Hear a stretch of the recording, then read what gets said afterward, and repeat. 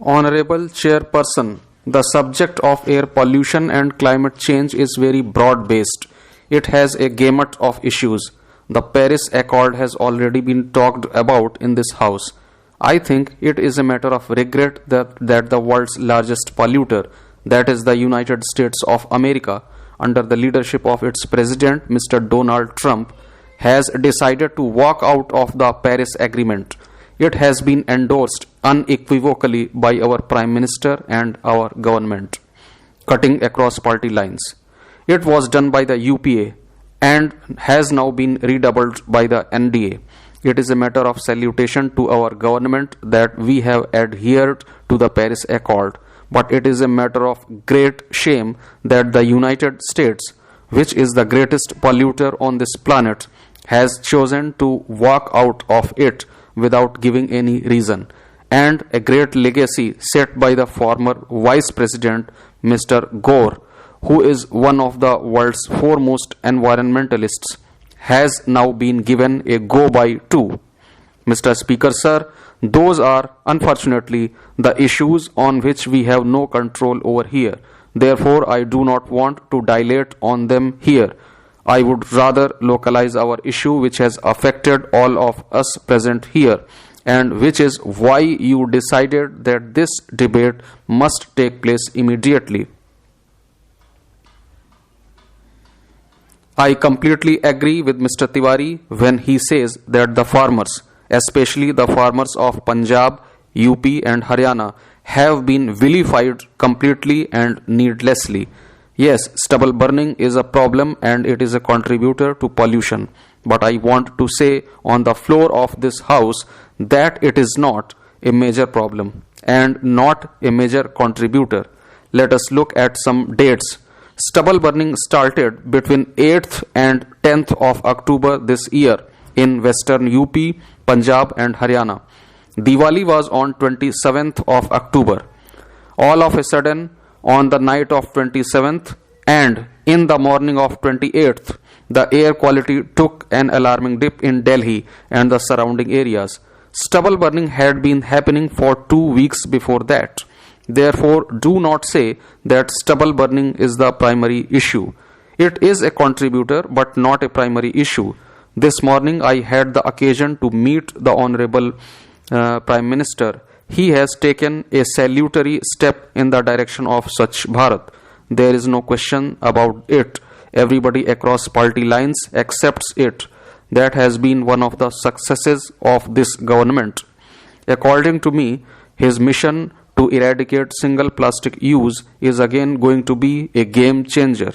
I requested him that he has to take this issue of curbing pollution, eradicating pollution in his hands, because without his leadership, without his coordination, without him being able to show the trailblazing path that he is capable of, I do not think there is going to be a solution. The simple solution for stubble burning is that you have to give some subsidy to the farmers from the central kitty, not from the states, because the states have no money. It is a matter of fact, but from the central kitty you can easily give the subsidy to the farmers to cultivate alternate crops like maize, pulses, etc. I heard Srimati Diya Kumari's speech earlier for a raise in the support price of pulses. If you do that, the farmers will shift to it. It is a matter of simple economics for the farmers. The farmers will go where they can make both ends meet.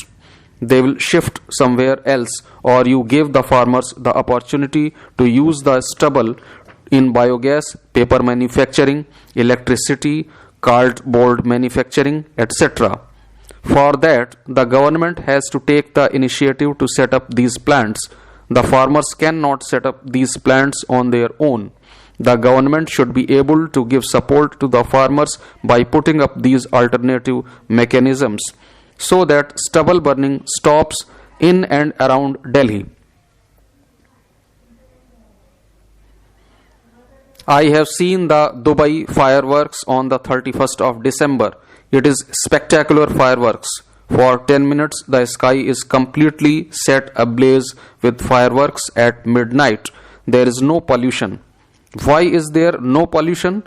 It is because they use fireworks which are of extraordinary standard. Our problem in India is that the fireworks that are manufactured here are unfortunately of very poor quality, as cost cutting is involved.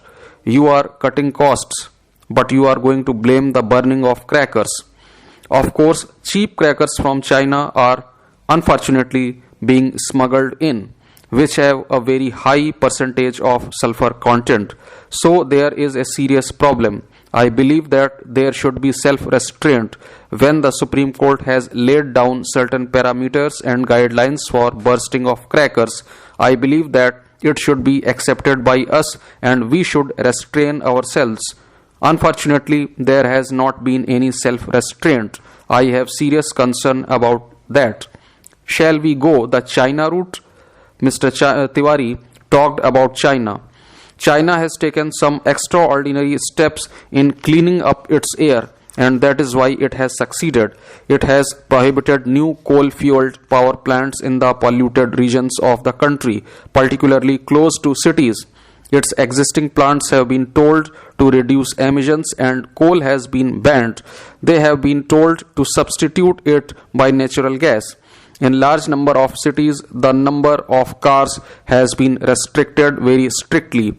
Here in Delhi and in the surrounding areas, Uber and Ola have added 65% additional burden to our roads. Therefore, nobody is looking at the kind of influx of cars that have moved into the NCR region all of a sudden, which is creating this massive pollution in the last 5-6 years. So instead of blaming farmers, we should blame ourselves that we no longer want to travel by metro or buses. Everybody wants to travel in Ola and Uber and quickly reach their destinations. Do you know what China has done? Last year, China completely banned winter heating in homes. Although there was severe winter with sub-zero temperature, there was no coal-fired heating at home. People had to suffer, but they are willing to suffer for the sake of their environment. They have cut down their coal foundries. They have cut down their iron ore and steel manufacturing.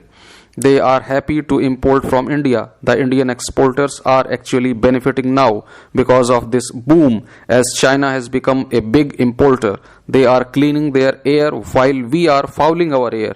Therefore, you have to take some interim steps, and these interim steps also involve some loss of profit, some privation for our entrepreneurs.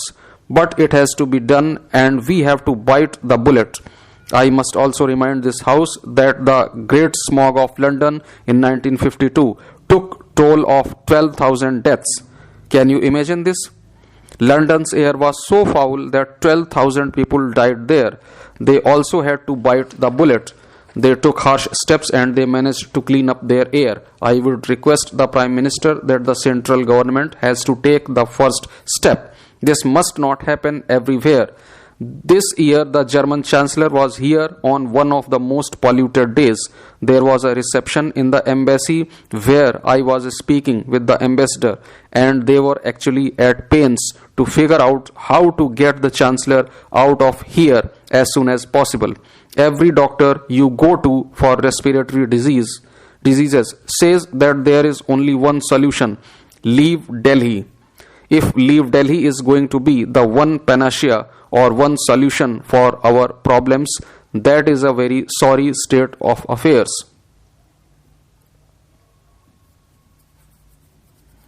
Mr. Speaker, sir, there is a very old American native proverb which says, when the last tree has been cut down, the last fish caught, the last river poisoned, only then will we realize that one cannot eat money. I have been criticized on Twitter today that I have to lead this debate in this house, and I appear for the redevelopment of colonies in Delhi for which trees have to be cut down. I have to say that sustainable development is the only way forward. For every tree that is cut down, you have to plant 100 trees or 200 trees.